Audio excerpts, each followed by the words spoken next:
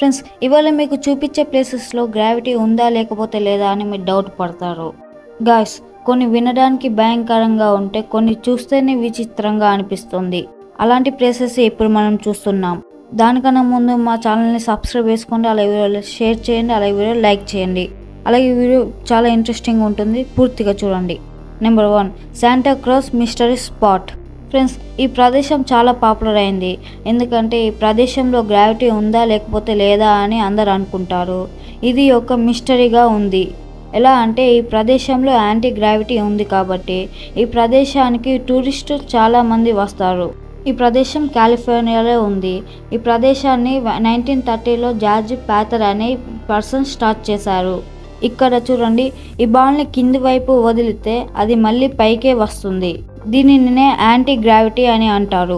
ఇంకా ఇక్కడ డౌన్ వైపు వాటర్ పోస్తే మళ్ళీ పైకే వస్తాయి.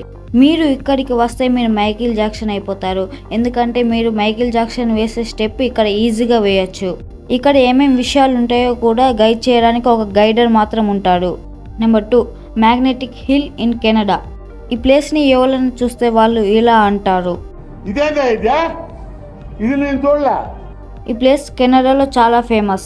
ఎందుకంటే ఈ ప్లేస్లో కార్ని డౌన్ వైపు ఉంచితే అవి మళ్ళీ ఎత్తుగా ఉన్న వైపు వస్తాయి. చాలామంది ఈ ప్రదేశంలో మ్యాగ్నెటిక్ ఫోర్స్ ఉంటుందని అనుకుంటారు, కానీ ఇది నిజం కాదు. ఎందుకంటే ఈ కొండ ఒక ఆప్టికల్ ఇల్యూజన్.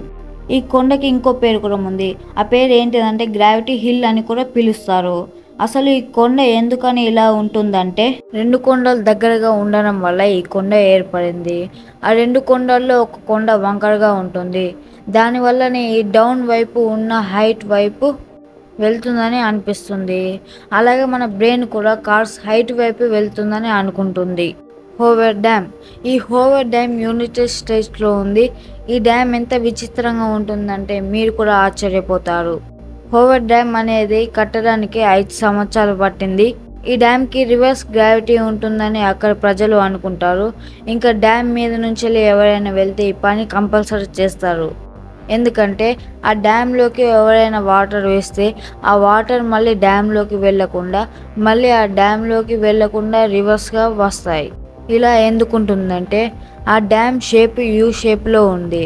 అందుకని ఆ డ్యామ్లో గాలి నార్మల్గా వచ్చినా కానీ ఆ డ్యామ్లోకి వచ్చేసరికి యూ షేప్లు ఉండేసరికి ఆ డ్యామ్లోకి వచ్చిన గాలి అనేది 2 అవుతుంది.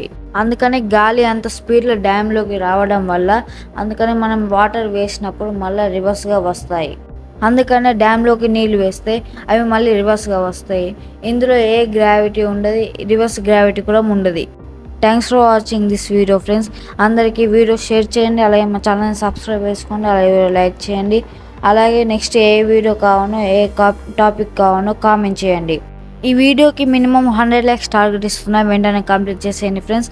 ఈ 100 lakhs టార్గెట్ కంప్లీట్ చేస్తే వేరే వీడియో కొద్దిగా ఇంట్రెస్టింగ్గా చేసేందుకు నాకు కొద్దిగా హెల్ప్ అవుతుంది. అందుకని ఫ్రెండ్స్.